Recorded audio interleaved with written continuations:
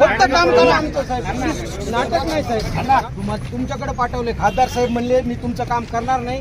तुम्हाला धनंजय मुंडे साहेबाला साहेब आमचं हे 10 वर्षापासूनचा प्रश्न साहेब, तळमळीनं सांगतो तुम्हाला साहेब. आमचे सगळे गावकरी इथं आलेले साहेब. आता त्याला काय करू शकतो आम्ही साहेब? आम्ही त्यांना सहकार्य करतो, पण तुम्ही सहकार्य करा. आम्ही तुमच्या पाय पडतो, पाय पडतो.